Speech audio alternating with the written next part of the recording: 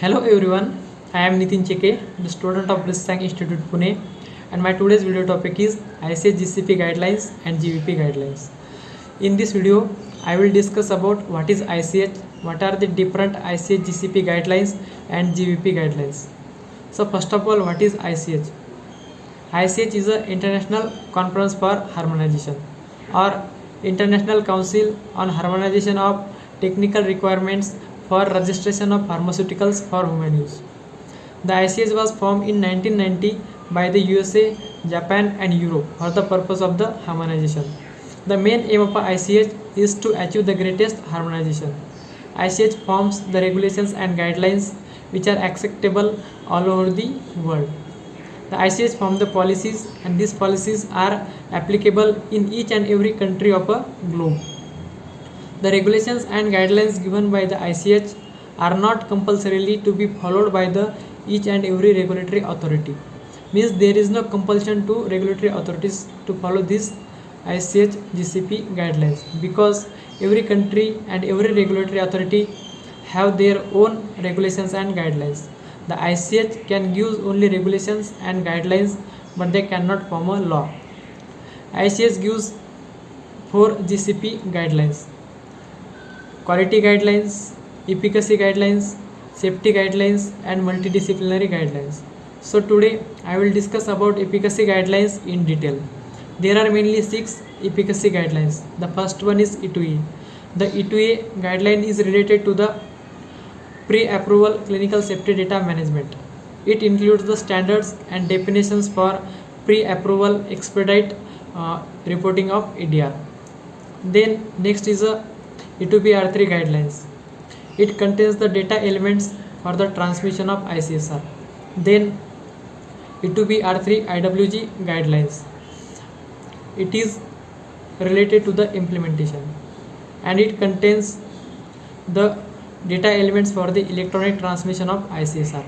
Then there is a E2C R2 guidelines.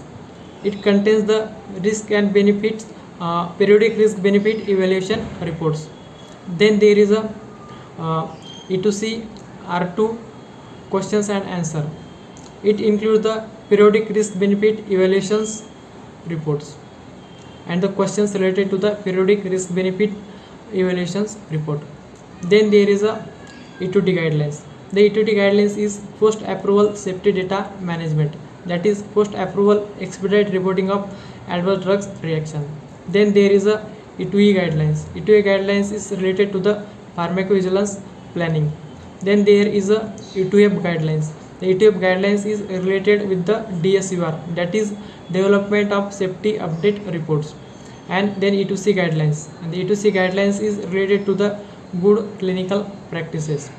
Now we will discuss about the GVP guidelines. First of all, what is the GVP guidelines? GVP guidelines are guidelines for the good pharmacovigilance practices.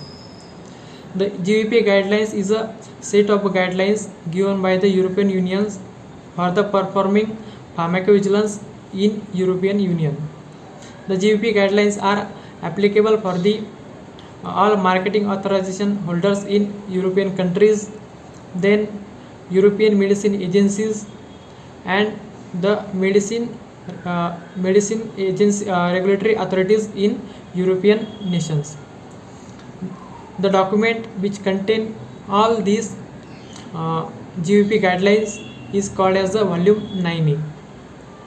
So there are mainly 16 modules in GVP guidelines.